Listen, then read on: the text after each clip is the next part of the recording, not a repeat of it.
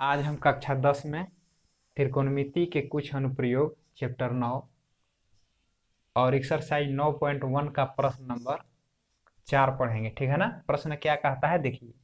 भूमि के एक बिंदु से जो मीनार के पाद बिंदु से 30 मीटर की दूरी पर है, मीनार के शिखर का उन्नयन कोण 30 डिग्री है, मीनार की ऊंचाई ज्ञात कीजिए। ठीक है ना। तो ये तो समझ में आ रहा है कि भूमि पर जो है मीनार स्थित है। ठीक है ना। तो इस प्रकार से हम बना लेंगे। ये देखिए भूमि है ना। और ये देखिए इसी पर एक स्थित क्या है, मीनार है। ये मीनार है, इसको हम लिख लिए मीनार। ठीक है ना। और ये देखिए भूमि है। आगे पढ़ते हैं कि मीनार के पाद बिंदु से, मीनार का पाद बिंदु कहाँ है, तो बताए थे कि मीनार का जो ऊपर वाला भाग होगा वो हो जाएगा शिखर, और उसका जो नीचे वाला जो भाग होगा इसको बोलेंगे पाद बिंदु। तो ये पॉइंट जो है क्या है, पाद बिंदु है। ठीक है ना। कहता है कि 30 मीटर की दूरी पर स्थित है, यानी भूमि के एक बिंदु से, तो मान के चलिए भूमि पर कोई एक बिंदु ले लिए, ये वाला बिंदु हो गया। ठीक है ना। तो भूमि का एक बिंदु हो गया। फिर कहता है कि मीनार के पाद बिंदु, तो मीनार ए वाला है, इसका पाद बिंदु यहाँ पर हो गया। ठीक है ना। और यहाँ से यहाँ क्या बोल रहा है कि दूरी कितना है, 30 मीटर है। तो लिख लिए हम 30 m। यहाँ देखिए यहाँ से यहाँ तक की दूरी हो गया। ठीक है ना। फिर आगे बोलता है कि मीनार के शिखर, तो देखिए मीनार है, इसका शिखर ऊपर वाला भाग होगा का उन्नयन कोण। तो उन्नयन कोण देखिए क्या होता है कि नीचे से जब कोई जब देखता है ऊपर की ओर तो उन्नयन कोण बनता है। ठीक है ना। तो देखिए ये मीनार है, मीनार का शिखर ये वाला भाग हो गया, और भूमि के एक बिंदु से अगर इसे देखा जाए, अगर मिला देंगे तो क्या बन गया, ये बन गया उन्नयन कोण। ठीक है ना। तो क्या है कि देखिए मीनार का शिखर, ठीक है ना, शिखर और भूमि का एक बिंदु से क्या है, इसको जब मिला देंगे तो देखिए यहाँ पर एंगल बन गया, कोण बन गया। ये कोण कितना दिया है, 30 डिग्री है।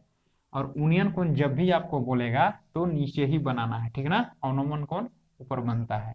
आगे वाले वीडियो में जरूर देख लेंगे। ठीक है ना। उसमें अच्छा समझा दिए हैं। अब चलिए हमें क्या याद करना है, मीनार की ऊंचाई। मीनार कौन है, ये वाला भाग, इसको चलिए मान लेते हैं BC। ठीक है ना।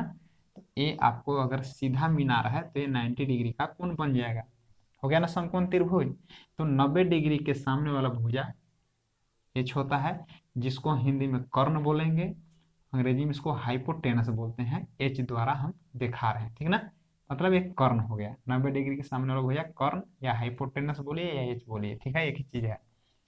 एक कोण से निकालना है तो इसके सामने वाला भुजा क्या होंगे, लंब होंगे। इसको हम P द्वारा दर्शाएंगे। इसको बोलते हैं परपेंडिकुलर। क्या बोलेंगे, परपेंडिकुलर। अब देखिए परपेंडिकुलर है, ये हाइपोटेनस है, तो क्या बन जाएगा, ये बेस है, मतलब आधार है। इसको हम आधार बोलेंगे, बी से बेस हो गया, बी द्वारा दर्शाएंगे। मतलब लंब, ठीक है ना, आधार, कर्ण, हाइपोटेनस, परपेंडिकुलर, बेस। इसमें तो कोई दिक्कत नहीं होगा। चलिए अब इसको हम मीनार को मान लेते हैं। माना कि मीनार को ऊंचाई हमें निकालना है ना, तो मान लीजिए इसको, माना कि मीनार की ऊंचाई h मीटर है, h मीटर है। मतलब ए बी जो है क्या है, h मीटर है। जहाँ ए बी लिखेंगे ना वहां समझ जाना है कि h है। h का मतलब ही नहीं समझना है, h का मतलब ही हाइट हम माने है ना। h मान ली कि ए बी h है, नहीं तो कर्ण इसको नहीं मानना है। कर्ण देखिए ये वाला है, ये लंब है, ये आधार है। ठीक है ना। माने हैं h, इसलिए h लिख दिए हम। ठीक है ना। नहीं मानते तो ए बी का मान निकालते हैं। अब देखेंगे, ये आप लोगों को बताया गया था एक ट्रिक बनाने के लिए। क्या बताया गया था कि देखिए कैसे भुजा को हम निकालते हैं। देखिए एक भुजा दिया हुआ रहता है, अब एक भुजा हमें निकालना है। तो हमें ज्ञात है ए वाला भुजा जो है, ए बी हमें निकालना है। जो भुजा क्या है, लंब है, यानी पी है। ठीक है ना। और हमें देखिए दिया हुआ भुजा क्या है, बी है। ठीक है ना। तो इसको हम रेशियो बना के हम निकालते हैं।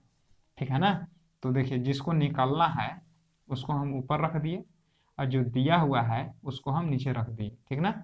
इसी का कॉम्बिनेशन से बनेगा, इसको उलट के भी बना सकते हैं। जो दिया है उसको ऊपर भी लिख सकते हैं, जो निकालना है उसको नीचे भी आप लिख सकते हैं। तो कोई दिक्कत नहीं है ना।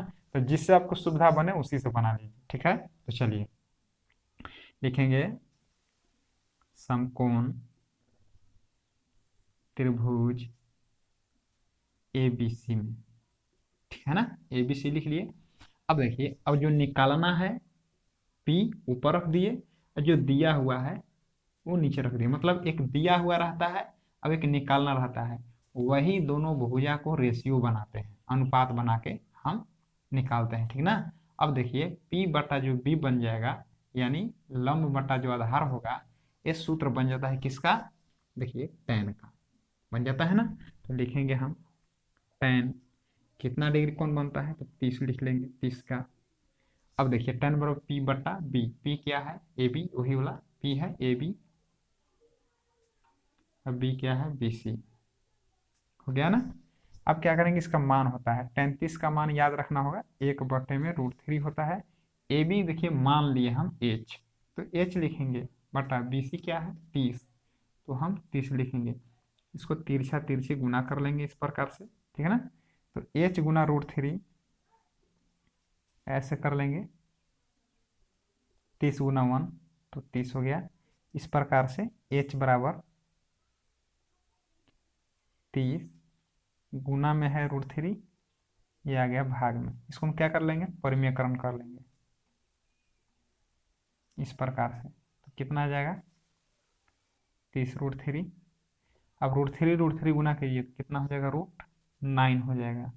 तो 30 √3, 9 का वर्गमूल 3 और 3 एकम 3, 3 से काट लीजिए 10 वर्ग में, तो कितना आया 10 √3, मतलब इसलिए H बराबर 10 √3 मीटर, आ गया ना। तो इस प्रकार से लिख सकते हैं कि अतः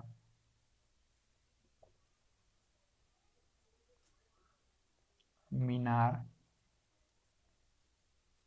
की ऊंचाई 10 √3